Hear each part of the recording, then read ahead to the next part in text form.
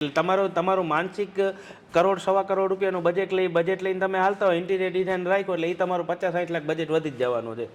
બરોબર. એટલે ઈ એક છે ફેક્ટ કે ઇન્ટિરિયર ડિઝાઇન રાખો તમારું બજેટ અપ જાય છે. 100% અપ જશે. ઇન્ટિરિયર ડિઝાઇન રાખશો એટલે બજેટ તો તમારું અપ જ જશે. બરોબર. હું સમજી લો ને, મારું પોતાનું ખુદનું મકાન બનાવવામાં થાકી ગયા. અમે આટલા મકાન બનાવતા હોઈએ છીએ, અમને કોઈ એટલું ટફ નથી લાગતું, પણ મારું આ મકાન બનાવવામાં મને બહુ ટફ લાગ્યું કે એ જ્યારે તમે તોડવા જશો ને તો એ હિલટીથી તોડવી પડે, ડ્રીલ મશીનથી હિલટીથી તોડવી પડે. એનાથી શું થશે કે જે તમારા બીજા સિમેન્ટના વાટા કરેલા હશે ને એને પણ એ ડેમેજ કરશે, એ પણ નબળું થઈ જશે. એટલે જેટલું શક્ય હોય ને એટલું તમારે તોડફોડ ઓછી કરવાની. મકાનમાં જેટલી તોડફોડ ઓછી કરશો એટલી એની લાઈફ વધી જશે. એટલે એનામાં તમારા મકાનમાં જેટલી ગણતરી તમારી હોય ને માનસિક, એના કરતાં તમારે સેનિટરી વેરમાં થોડાક રૂપિયા વધારે નાખીને સારી કંપનીનો જ માલ વાપરવાનો. બરોબર. જો તમે બંને અલગ અલગ રાખ્યા ને તો તમારા મકાન પૂરું થતા થતા તમે પોતે કંટાળી જશો, કેમ કે બંનેનું મિલાપ થશે નહીં. એટલે એ લોકો બેના લીધે તમને તકલીફ પડી જતી હોય. એન્જિનિયર કોન્ટ્રાક્ટર કામ કરશે, એ એન્જિનિયર નહીં હલાવે, એન્જિનિયર જે તમને નકશો દેશે તો એ કોન્ટ્રાક્ટર નહીં હલાવે. એટલે એ બેના ઝઘડામાં તમે વચ્ચે પીસાઈ જશો. ફોર માય હોમ લોકોના ઘર બનાવવાના અનુભવને ડોક્યુમેન્ટ કરી કન્સ્ટ્રક્શન અને રિયલ એસ્ટેટ ઇન્ડસ્ટ્રીની સાચી સમજણ તમારા સુધી પહોંચાડવાનો પ્રયત્ન કરી રહ્યા છે.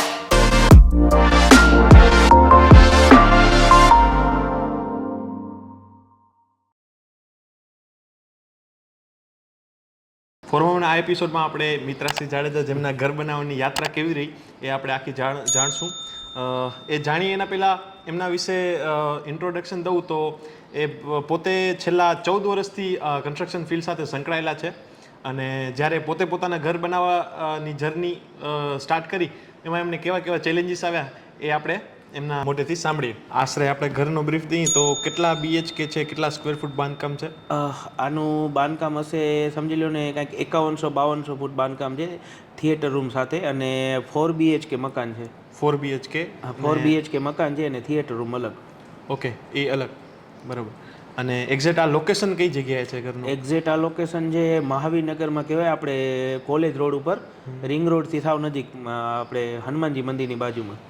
બરાબર. તો આ ઘર જ્યારે તમે બનાવવાનું સ્ટાર્ટ કર્યો કે એના પહેલાં પ્લાનિંગમાં હશો ત્યારે તમે બજેટ કેટલો ધાર્યો હતો? આમ જોવા જઈએ ને તો બજેટમાં તો કાંઈ આપણે એવું માનસિક તૈયારી નહોતી કરી કે પ્રોપર કે આટલામાં જ નાખવું છે, પણ આપણે ગણતરી હતી કે વધીને કરોડ સવા કરોડની વચ્ચે પૂરું કરવું છે, પણ બજેટ તો ડબલ થઈ ગયું હતું મારું આનું. અચ્છા, તો ડબલ થયા એના પાછળના કોઈ ખાસ કારણો? ખાસ કારણમાં તો એક તો એવું છે કે જ્યારે પહેલી વાત તો કે આપણે ઇન્ટિરિયર ડિઝાઇનર રાખ્યા હતા મકાન માટે, એટલે એ લોકો હજી ડિઝાઇન આપે ને પછી આપણે માનસિક એવું થતું કે ના મકાન પહેલી વાર બનાવવું છે ને તો કરી નાખી એમ કરતાં ખર્ચો જરીક વધારે થઈ ગયો છે. બરોબર. ફર્નિચરમાં ને એનામાં બહુ વધારે ખર્ચો. પણ ઘરનો ઇન્ટિરિયર ખરેખર બહુ જ સારો છે. હું પહેલી વાર આવ્યો ને જોયો તો જ મને મજા આવી ગઈ કે ખરેખર બહુ સારો ઇન્ટિરિયર કરેલો છે. બીજી વાત કરીએ તો તમે પોતે લગભગ 14 વર્ષથી આ ફિલ્ડ સાથે સંકળાયેલા છો, તો તમને તમારા માટે આખી ઘર બનાવવાની જર્ની કેવી રહી? ઇઝીલી નીકળી ગઈ કે તમને પણ જે બધે કોમન લોકોને ફિલ્ડ સાથે સંકળાયેલા નથી હોતા એમને ચેલેન્જીસ ફેસ કરવા પડે છે, એવી તમને પણ થોડીક ચેલેન્જીસ ફેસ કરવા પડે? થોડીક નહીં પણ ઘણી ઓલી થઈ. હું સમજી લો ને, મારું પોતાનું ખુદનું મકાન બનાવવામાં થાકી ગયા. અમે આટલા મકાન બનાવતા હોઈએ છીએ, અમને કોઈ એટલું ટફ નથી લાગતું, પણ મારું આ મકાન બનાવવામાં મને બહુ ટફ લાગ્યું. ઇન્ટિરિયર ડિઝાઇનર છે તો એ નાની વસ્તુ માટે આપણને ડિઝાઇન આપી દેશે, પણ ચોઈસ કરો તો આપણે એને ભેગું જવું જ પડશે. અને અમારે તો કેવું છે, અમારે કન્સ્ટ્રક્શનની અમારા જે બીજા મકાન બનતા હોય એમને ખબર જ હોય કે એક જ જગ્યાએથી વસ્તુ આવશે, અને આ મારું મકાન બનાવવામાં તો હું બહુ થાકી ગયો હતો. બરાબર. એટલે પછી તો છેલ્લે ફર્નિચરનું કામ ચાલુ થયું ને ત્યારે તો બહુ થાકી ગયો કે હવે આ પૂરું થાય તો સારું, જાન છૂટે પૂરું થાય ને તો પૂરું જ નહોતું થતું. બહુ ફર્નિચરનું કામ બહુ લેટ આવ્યું મારું. એટલે એવું નથી કે કદાચ તમને બહુ અનુભવ હોય આ લાઈનમાં પણ તમારું કામ આરામથી થઈ જશે? ના, એવું જરાય નથી. અમને મુર્ગાનું પોતાનું મકાન બનાવવામાં જે તકલીફ પડે છે ને એવી બીજા કસ્ટમરના મકાન બનાવવામાં અમને તકલીફ નથી પડતી, એટલી તકલીફ અમને પોતાના મકાનમાં પડી. ત્યારે આપણે ખબર પડે કે કસ્ટમરની જે અમારી પાસે મકાન બુક કરાવે ને આપણે એમ લાગતું હોય, પણ ત્યારે ખબર પડે કે ના, તકલીફ તો એ લોકોને પડતી જ હોય, કેમ કે એ લોકોને મનની આ મકાન બંધ આપણે એમ લાગે આટલું કરી નાખી તો હજી સારું લાગશે, બની ગયા પછી એમ લાગે એના કરતાં આ યુઝ કર્યું તો સારું લાગે. એટલે જેમ કસ્ટમરને એવું ને એવું પોતાના મકાન બનાવતી વખતે આપણને પણ એવું જ થતું હોય છે. પ્લાનિંગ ટાઈમે તમારા કયા ઇનપુટ હતા કે તમને શું એવો કોઈ સ્પેસિફિક તમારા માઇન્ડમાં આઈડિયા હતો કે મને આ ટાઈપનો ઘર જોઈએ છે કે એવો કોઈ પ્લાનિંગમાં? હા, પ્લાનિંગમાં તો અમારે બહુ મેં નકશા ઘણા બનાવડાયા હતા આના એન્જિનિયર પાસે ને એના પાસે, અને મેં જાતે પણ ડ્રોઈંગ કરેલું હતું. પણ અમારે પ્લાનિંગમાં એક તો એવું હોય છે કે અમે દરબાર છીએ, એટલે અમારે થોડુંક લાજવાળું ને વધારે હોય છે. એટલે મારે છે ને એવી રીતે પ્લાનિંગ જોતું હતું કે અમારે કિચન અત્યારના મોડલ સ્ટાઇલ પ્રમાણે હોય, અને અમારી જે માન મર્યાદા છે એ જળવાઈ રહે એના માટે મારે એ બધું ભેગું કરીને આખું પ્લાનિંગ કરવું હતું. અને એ પ્રમાણે પછી આપણે પ્રોપર લગભગ 8 કે 9 નકશા બનાવ્યા, એના પછીના આ પ્રોપર નકશો મને સેટ થયો. અને મેઇન તો શું છે કે મેં મારા મકાનની હાઇટ છે ને બહુ 13.5 ફૂટ જેટલી, 13 ફૂટથી પણ ઉપર મેં મારા મકાનની હાઇટ રાખેલી છે, કે જેનાથી શું થાય છે કે અમુક આ પીઓપી કે કરાવે ને તો નીચું ના આવે ને, જેટલી ઊંચી હાઇટ ઉપર હશે ને એટલું પવનનો ને મકાન ઠંડુ બહુ રહેશે. એટલે મેં મારા મકાનમાં હાઇટનું ધ્યાન બહુ જ રાખેલું છે. એટલે હાઇટ મેઇન કરાવવા પાછળનું કારણ ઈ કે પવન ને ઠંડક રહે, અને જેટલી હાઇટ ઊંચી હશે એટલું ઠંડકે રહેશે, અને પાછું નીચેથી મકાન પણ બહુ સારું લાગશે, અંદરથી મકાન પણ સારું લાગશે. આપણે કચ્છમાં રહીએ છીએ એટલે ભૂકંપ ઝોનમાં આવીએ આપણે, તો ભૂકંપના નિયમોને તમે ધ્યાનમાં રાખ્યા હતા કે એમાં શું શું ધ્યાન રાખ્યું હતું? જો આનામાં ભૂકંપ ઝોનમાં આવી એટલે આપણે એ તો મેં બધા જ પૂરતા આનમાં બધા જ ધ્યાન રાખેલા હતા. અને પાછું હું પોતે બિલ્ડર છું એટલે થોડુંક વધારે આનામાં બધું કરાવેલું છે. એટલે એ કાંઈ આપણે જેમ એન્જિનિયરને એક તો બિલ્ડરના લીધે અમારે એન્જિનિયરને કામ આપતા હોય અમે, એટલે એ મારા મકાનમાં જેને કહેવાય ને એન્જિનિયરે પોતાનું કરીને પણ સાઈડ ઉપર વિઝિટ ઘણી કરેલી હતી. મને ખ્યાલ ન હોય ને એવી જગ્યાએ પણ એ લોકોએ લોખંડનો વધારે યુઝ કરાવેલો છે. અને એ મને પૂછ્યા વગર કે ના તમારું ઘરનું પોતાનું છે એટલે એ પ્રમાણે વ્યવસ્થિત બધું અને પૂરેપૂરું ભૂકંપ પ્રૂફ જ બનાવેલું છે. ઘરમાં તમે વાસ્તુશાસ્ત્ર ઉપર કેટલો ધ્યાન દીધો હતો, અને એમાં કયા કયા મુદ્દા હતા કે જે જગ્યાએ તમે વાસ્તુશાસ્ત્રને મહત્વ આપીને એ રીતે ડિઝાઇન કરેલી છે? વાસ્તુશાસ્ત્ર પ્રમાણે બધા એમ કહેતા હોય ને કે વાસ્તુશાસ્ત્ર પ્રમાણે આખું મકાન બનાવવું, તો આખું મકાન વાસ્તુશાસ્ત્ર પ્રમાણે શક્ય જ નથી કે બનતું હોય છે. કેમ કે તમે ગમે એને પૂછ્યા કે વાસ્તુશાસ્ત્ર પ્રમાણે આખું મકાન કમ્પ્લીટ જે તમને યુઝ કરવો હોય છે ને જગ્યાનો, જો એ વાસ્તુશાસ્ત્રને તમે ધ્યાનમાં લઈને કરવા જાઓ તો એ જગ્યા તમારી બહુ જ ઓછી થઈ જતી હોય છે. એટલે ખાસ કરીને મેં મારું મંદિર અને કિચન આ બે વસ્તુને મેં ખાસ વાસ્તુશાસ્ત્ર પ્રમાણે જોયું છે. બાકી તો મારી પ્લોટની દિશા છે એ આપણે પૂર્વમાં જ આવે છે, એટલે એ તો કાંઈ સકોલું છે જ નહીં, પ્રોબ્લેમ. હા, અને બાકી કિચનમાં ને અગ્નિખૂણામાં જેમ મંદિર જોઈએ એવી રીતે, મતલબ કે આપણું જે વાસ્તુશાસ્ત્ર પ્રમાણે આવે એવી રીતે કિચનનું અને એ બધું મેં વાસ્તુશાસ્ત્ર પ્રમાણે જ કરાવ્યું છે. જ્યારે સિવિલ વર્ક ઉપર આવ્યા, જો કે તમારો પોતાનો 14 વર્ષનો અનુભવ છે, પણ સિવિલ વર્કમાં આવ્યા તો એમાં તમે કેવા કેવા મુદ્દાને ધ્યાનમાં રાખ્યા હતા અને એમાં કેવા ચેલેન્જીસ ફેસ કરવા પડ્યા તમને? પહેલાં તો સૌથી પહેલાં આજે જે મારું મકાન જે જગ્યા ઉપર બન્યું છે ને એ નીચે છે ડુંગર, અને એકદમ હાર્ડ જગ્યા છે. એટલે પહેલાં તો મને એનો જે પાયો ખોદવામાં જે વધારે તકલીફ પડી ને, કેમ કે 3 ઇંચ પાયો મિનિમમ 3 ફૂટ તો જોતો જ હોય છે, 3 થી 4 ફૂટ જોઈ.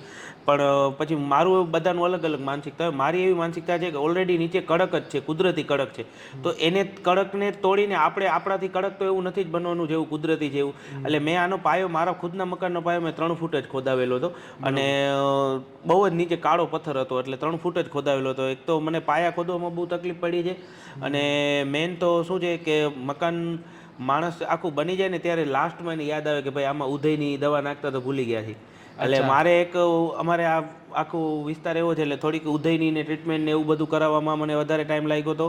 પછી બધાની આમ, હવે અત્યારે અમે બધા બિલ્ડર, મતલબ હું બિલ્ડર છું તો મારા જેટલા સર્કલમાં બિલ્ડર હોય ને એ બધા મને પ્લિન્થ ભરાતી હોય ને ત્યારે આપણને સજેશન દેવા આવે, હું બોલાવું બધાને કે ભાઈ તમારો અભિપ્રાય આપો, મારું પોતાનું મકાન છે, તમે મને અભિપ્રાય આપો. તો એ લોકો જે બધા અભિપ્રાય આપે ને એ બધાનું અલગ અલગ થતું, એના લીધે મારું કામ બહુ લેટ થઈ ગયું. પ્લિન્થમાં અમુક કે મને નીચે તમે આખામાં મેચિંગ પથરાવી નાખો, પછી મેં અંદર બધામાં ભરતી ભરી હતી, પૂર ભર્યું હતું.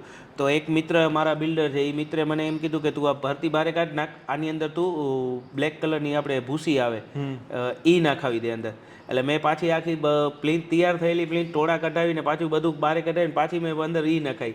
એટલે કે જેટલા આવી અમારી લાઈનના જે આવીને થોડી જાજુ જે મને અનુભવ અથવા મારા કરતાં પણ વધારે અનુભવ હોય એ આવીને સલાહ દે, એટલે આપણે થોડુંક એ લોકોનું માન રાખતા હતા એમ. બરોબર. મતલબ આ એક્ઝેક્ટ ઘર પૂરો થયો ત્યારે કેટલો ટાઈમ થયો? એક્ઝેક્ટ તમે સમજી લો ને, મને આ મકાન પૂરું થતા 2.5-3 વર્ષ જેવું સમય લે. એટલે તમે ઓમ ધાર્યો નતો કે ભાઈ વર્ષ 12 મહિના લાગશે કે, પણ ના, આપણે એવું કોઈ પણ 3 વર્ષ જેવો ટાઈમ ગયો પૂરો થવામાં. ઘરનો હવે સિવિલ વર્કનું કામ થઈ ગયું એટલે હવે આપણે મટીરિયલ સિલેક્શન ઉપર આવીએ. તો ઘરના મટીરિયલ સિલેક્શનમાં તમે કોઈ એવી ખાસ વસ્તુ ધ્યાન રાખી હતી કે મટીરિયલમાં કોઈ ખાસ તમારી પ્રાયોરિટી રહી હોય? મટીરિયલ્સમાં ખાસ તો સેનેટરી વેરમાં ટાઇલ્સની વાત કરતા હો તો ટાઇલ્સમાં મારી ગણતરી જ હતી કે ટાઇલ્સ મારે સારી એવી કંપનીની અને બહુ મોટી જ નાખવાનો વિચાર હતો, પણ એ મારી માનસિકતા હતી કે ટાઇલ્સ મોટી નાખવી એમ, કેમ કે ટાઇલ્સ જેટલી મોટી નાખો ને એટલી બેન્ડની તકલીફ રહે. તમે સારામાં સારી કંપનીની વાપરશો તો બેન્ડ તો આવશે જ, મારે પણ આવેલી જ છે ઘણી. અચ્છા. અને બાકી તો ઇન્ટિરિયર ડિઝાઇનર રાખેલું એટલે તમારું મકાન બનતું હોય એટલે તમારે ઇન્ટિરિયર ડિઝાઇનર રાખેલું એટલે તમને મોસ્ટ ઓફલી કાંઈ શાંતિથી આરામ જ હોય. ઇન્ટિરિયર ડિઝાઇનર જ બધું કરતા હોય દોડધક. એટલે મારે તમે માનશો નહીં કે મારે આ જો કુશન છે ને તો આનું ચોઈસ પણ ઇન્ટિરિયર ડિઝાઇનર જ કરેલી છે. આખા મકાનની મારા ફ્રેન્ડ જ છે અંકિત ઠક્કર, એને જ કરેલું છે આખું ડ્રોઈંગ બધું. એટલે મતલબ કે ઇન્ટિરિયર ડિઝાઇનર રાખો એટલે તમને 90% તમારા મકાનનું માનસિક ટેન્શન 90% ઓછું થઈ જાય ઇન્ટિરિયર ડિઝાઇનર હોય તો.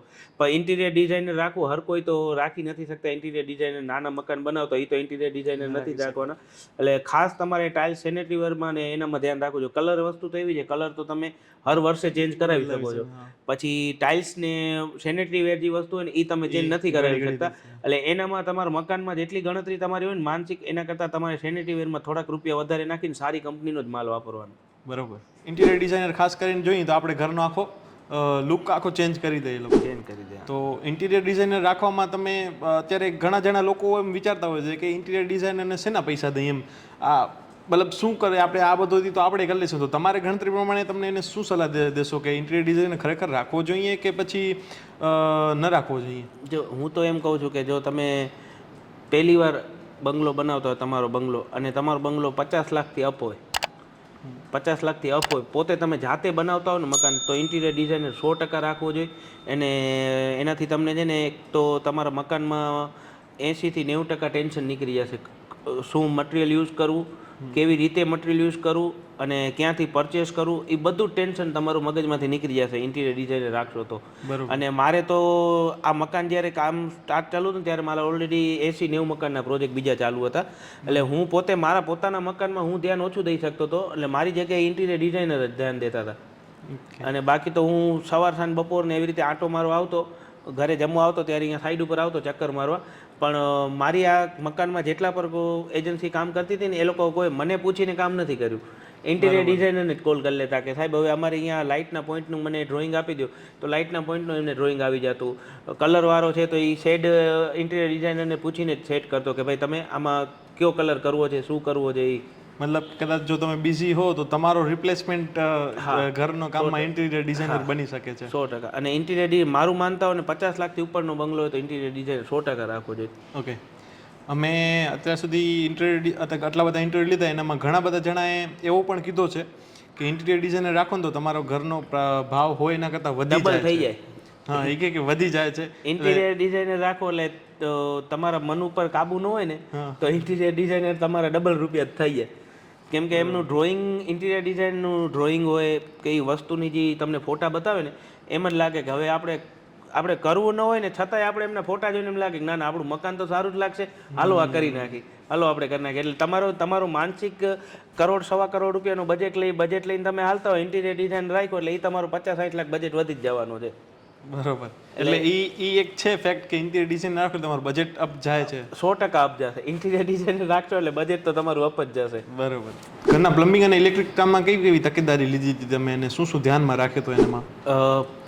ઇલેક્ટ્રિક કામમાં તો મેં સૌથી પહેલાં આખા મકાનનું ઇલેક્ટ્રિકના જ્યાંથી પાઇપ નીકળે છે ને એનું મેં ખાસ ડ્રોઈંગ કરાવીને રખાવેલું છે ઘરની અંદર પણ, કે ભવિષ્યમાં તમારે રિનોવેશન કરવું હોય ને તો તમને ખ્યાલ હોવી જોઈએ કે વાયર ક્યાંથી ક્યાં જાય છે. અને બધા જ વાયર આપણે જે ઇલેક્ટ્રિકના જે પ્લમ્બિંગના વાયર છે ને એ બધા સારા એવા વપરાવાના મકાનની અંદર. એટલે કાંઈ આગળ જતાં ભવિષ્યમાં ઇલેક્ટ્રિક શોર્ટ સર્કિટને આપણે પાવર વધે તો વાયર બળી જવાની શક્યતા વધારે હોય છે. એની જગ્યાએ મેં ખાસ આખા મકાનના હરેક બેડરૂમ વાઇઝ અલગ અલગ MCB મુકાવેલી છે. અચ્છા.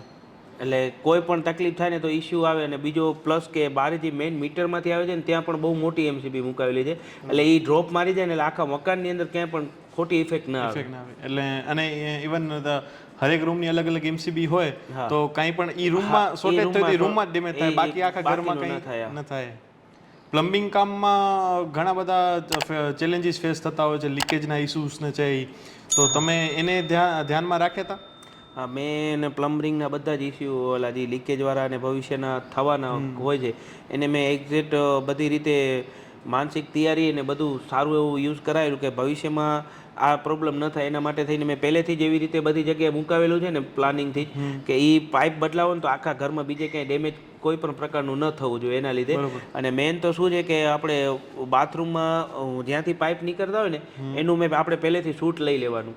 શૂટ લઈ લીધું મેં, એટલે હવે ડ્રીલથી હોલ કરો ને તો અમુક વાર શું હોય છે કે આખું મકાન તૈયાર થઈ જાય, છેલ્લે ફર્નિચરનું વર્ક પૂરું થઈ જાય ને તો મકાનમાં બધી બાથરૂમમાં એસેસરી ફિટ કરતા હોય તો એમાં ડ્રીલથી હોલ કરે ને તો પાઇપલાઇન તૂટી જતા હોય. એટલે મેં એનું આખું શૂટ કરીને જ રાખેલું. એ ખાસ ધ્યાન રાખવાનું કે એ તમારું બાથરૂમનું બધું શૂટ કરીને રાખવાનું, ના કે તમને ખ્યાલ ન હોય તો પાઇપ તૂટી જશે, પછી એ લીકે એ સાંધો લાગશે પણ પહેલાં જેવો છે એવો તો નથી થવાનો નવો. ઘરના વિન્ડોની વાત કરીએ તો અત્યારે તો હવે ઘણા બધા મટીરિયલ આવી ગયા છે માર્કેટમાં, એલ્યુમિનિયમ, પીવીસી, યુપીવીસી, વુડ.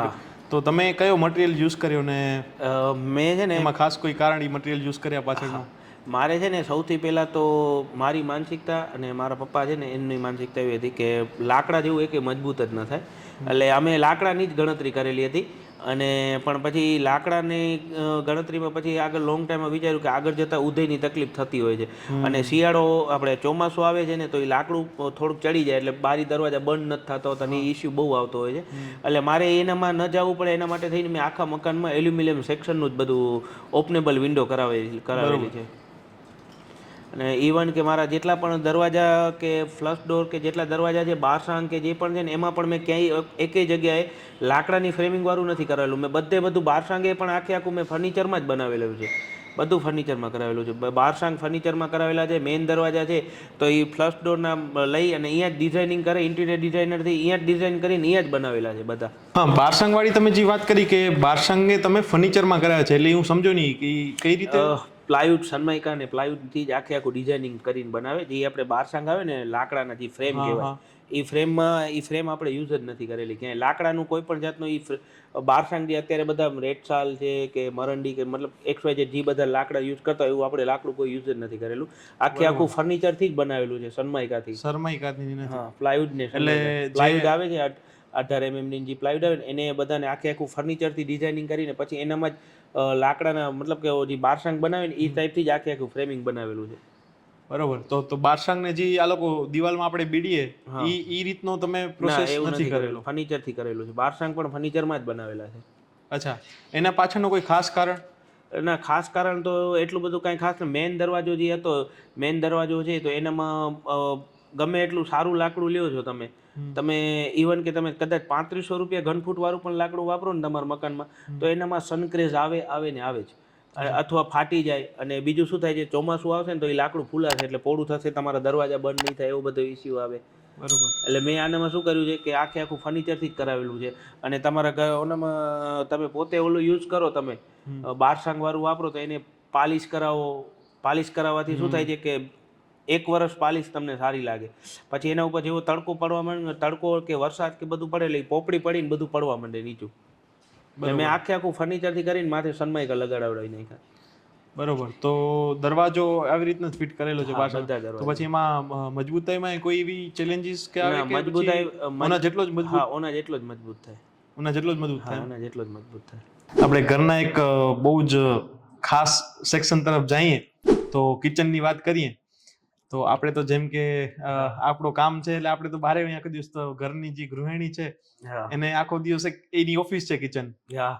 તો કિચનનો ફર્નિચર ને ડિઝાઇન કે સિલેક્ટ કરતી વખતે તમે શું ધ્યાન રાખ્યું? કિચન સ્પેસિફિક તમે એમાં શું ધ્યાન રાખ્યો હતો? કિચનમાં ધ્યાન રાખવામાં એવું હતું કે અમને આખું જે ડ્રોઈંગ આપ્યું હતું એને એ ડ્રોઈંગ આપણે ઘરે મેં બતાવી દીધું હતું. અને પ્લસમાં કે અમારા મમ્મીને ને મારા ઘરનાને બધાને એકવાર બતાવી લીધું કે આવી રીતે અહીંયા એ લોકોએ અમને એમની જે તૈયારી, એ લોકોનું જે જોતું હતું એ લોકોએ અમને કહી દીધું કે અમને આટલી વસ્તુ આ જગ્યા ઉપર જોશે. પછી એ દરમિયાન આપણે ઇન્ટિરિયર ડિઝાઇનરને વાત કરી કે ભાઈ આટલી વસ્તુ અમને જોઈ છે, તમે એવી કંઈક ડિઝાઇન બનાવીને આપો. એટલે ઇન્ટિરિયર ડિઝાઇનરે આખી આપણને એવી એક ડ્રોઈંગ તૈયાર કરીને આપી દીધું. અને એ ડ્રોઈંગ આપણે ઘરે બતાવ્યું કે તો ઘરવાળા બધાને ગમી જ ગયું હતું, પહેલી જ નજરમાં ગમી ગયું. એટલે આપણે આખું પછી એ જ ત્યાં કરી નાખ્યું. અમે આટલા બધા ઇન્ટરવ્યુ લીધા ને એમાં ઘણા જણા એવી ચેલેન્જીસ ફેસ કર્યા કે મેં મારી રીતે ત્યારે કરી નાખ્યો હતું, પણ કે હવે એવા ચેલેન્જીસ આવે છે કે એમને અનકમ્ફર્ટેબલ થઈ જાય છે કિચનમાં કામ કરવામાં, કે અમુક ટાઈમે હાઈટ વધી જાય કે એના મધ્યમાં. મારે એમના કિચનમાં મેં મારી રીતે બારી મુકાઈ હતી કે ભાઈ બારી હોય તો કિચનમાં પ્રકાશ હવા ઉજવાસના લીધે એમ વાંધો ના આવે. પછી કિચનમાં આપણું કાંઈ હાલ્યું નહીં, બારી પણ બંધ થઈ ગઈ, પછી બારી બંધ કરાવવી પડી હતી અમારે. ઘર બનતો હોય એટલે એક કોમન વસ્તુ છે કે આપણા સગા સંબંધી કે રિશ્તેદાર કોઈ પણ આવે હા તો એ લોકો પણ સલાહ દઈ જાય કે ભાઈ આમ ની આમ કરી નાખજો તો વધારે સારું થઈ જશે એમ. તો એમાંથી એવી કોઈ સલાહ જે તમને કામ આવી અને ઇમ્પ્લિમેન્ટ કરે ને એમાંથી એવી કેટલી સલાહ હતી કે જે કોઈ કામની નથી કે? જો આમાં એવું છે, સલાહ તો બધા દેવા આવે, પણ પૈસા કોઈ દેવા નહીં આવે, પૈસા આપણે જ નાખવા પડશે. એટલે સલાહ બધાની લઈ લેવાની, પણ કરવું આપણું મનનું ધારેલું કરવાનું એમ. બરોબર. મેં મારા ઘણા બધા મિત્રો સલાહ દીધી એ, પણ આપણે એ અમુક જે મને જરૂરી લાગ્યું એ તો મેં કરેલું જ છે એમ નથી. જેમ કે મારા 2 મિત્ર આવ્યા હતા, મને એમ કીધું મારું ફર્નિચરમાં ડીકોનું કામ ઘણું હતું પહેલાં, તો એ આપણે કાઢીને ખાલી ટીવી યુનિટમાં જ રાખાયેલું. બરોબર. હા, એટલે એવા અમુક મિત્ર પણ આવે કે જે તમારા રૂપિયા બચાવી જતા હોય છે. હા. એટલે મારા મિત્ર છે, આજે મારી આ સીડી છે ને એ આખી મારી વુડનની હતી, લાકડાની હતી. બરોબર. લાકડા વખતે એ આખી એનું લાકડું પણ મેં પરચેસ કરી લીધું હતું. પછી એનીમાં નીચે ફ્લોરમાં છે ને આખામાં લાકડાનો યુઝ કરવાનો હતો. ત્યારે મને મિત્રએ કીધું કે તું કે આનામાં યુઝ કરીશ, લાકડું યુઝ કરીશ ને તો એ લોંગ ટાઈમે ઘસાઈ જશે, વાર્નિશ કરાવવી પડશે, એના કરતાં તું સારામાં સારું અંદર ગ્રેનાઇટ વાપરી નાખ. એટલે એ સમયે આપણે પછી આ ગ્રેનાઇટનો યુઝ કરેલો, લાકડું કેન્સલ કરી નાખ્યું છે. બરોબર. ને લાગે પણ બહુ સારો છે, પેટર્ન તમે બહુ સારી કરાવી છે. જો તમે આ ઘર કદાચ અત્યારે ફરીથી બનાવો તો એવા કયા મુદ્દા છે કે જે એડ કરો ને કયા મુદ્દા છે કે જે કાઢી નાખો? એડ કરવામાં તો એવું છે કે થોડું જાજુ સાધારણ સુધારો વધારે કરું, પણ હું કાઢી નાખવાની વાત કરું તમને તો સૌથી પહેલું તો હું મારું થિયેટર રૂમ જ કાઢી નાખું. કેમ કે બનાવ્યું એમ હજી સુધી આપણે કોઈ દી અંદર ગયા જ નથી, એ સાવ ફેજલ ખર્ચો થઈ ગયો છે. બરોબર. એટલે એક થિયેટર રૂમ છે એ કાઢી નાખવાનું આવે. અને થોડું જાજુ મકાનમાં છે તો થોડુંક બાંધકામને નાનું કરવાની ગણતરી હોય, થોડુંક નાનું કરી નાખો તો વાંધો ના આવે એમ. વાંધો ના આવે. હા, મારે અત્યારે સમજી લો ને ઉપર 2 રૂમ એવા એક્સ્ટ્રા છે કે જેમ બની ગયા ને એમ હજી સુધી અમે એ ખોલ્યા જ નથી. ફર્નિચર કરેલા એમને બંધ જ પડ્યા છે, એટલું બધું કર્યું નથી એમ.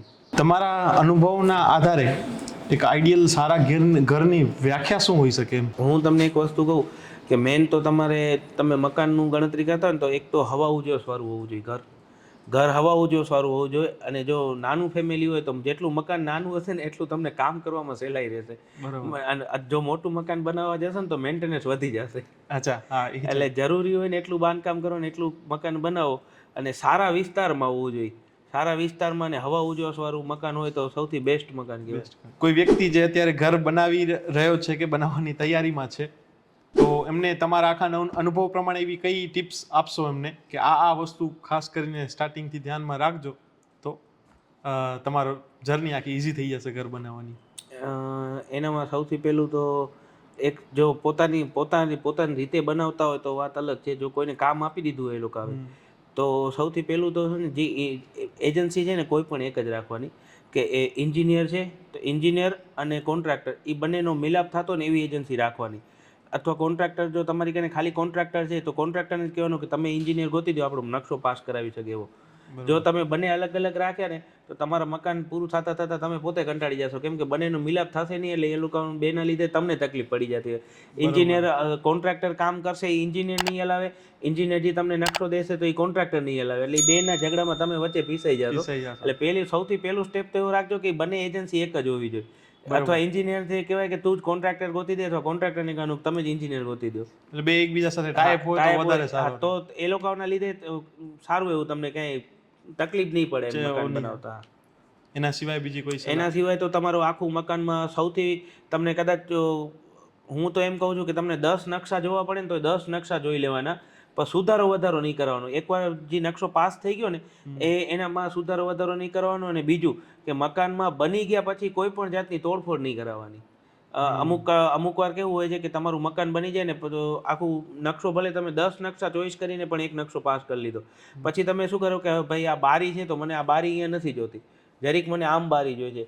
તો એ જ્યારે બનતી હોય ને ત્યારે તમે ખાસ ધ્યાન રાખજો. નકર એનું રીઝન શું થશે કે એ જ્યારે તમે તોડવા જશો ને તો એ હિલટીથી તોડવી પડે, ડ્રીલ મશીનથી હિલટીથી તોડવી પડે. એનાથી શું થશે કે જે તમારા બીજા સિમેન્ટના વાટા કરેલા હશે ને એને પણ એ ડેમેજ કરશે, એ પણ નબળું થઈ જશે. એટલે જેટલું શક્ય હોય ને એટલું તમારે તોડફોડ ઓછી કરવાની. મકાનમાં જેટલી તોડફોડ ઓછી કરશો એટલી એની લાઈફ વધી જશે. બરોબર. અમારી ટીમ ફોર માય હોમ તમારા ઘરે આવીને તમારા ઘર બનાવવાની આખી જર્નીને ડોક્યુમેન્ટ કરી અમારા સાથેનો તમારો અનુભવ કેવો રહ્યો?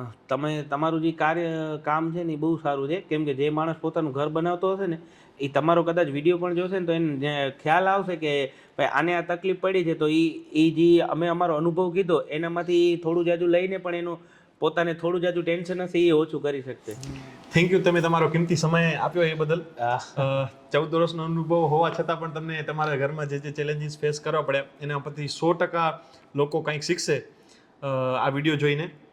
તો કિંમતી સમય આપ્યા બદલ ખૂબ ખૂબ આભાર. 100%. મારે 3 વર્ષ આટલો અનુભવ હોવા છતાંય પણ મને આટલી તકલીફ પડી છે, તો જેને અનુભવ નહીં હોય ની મકાન બનાવતા હશે ને એને કેટલી તકલીફ પડતી હશે હું તો એ વિચારું છું. 100%.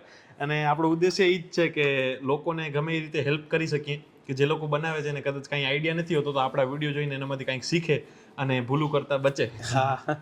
ચલો.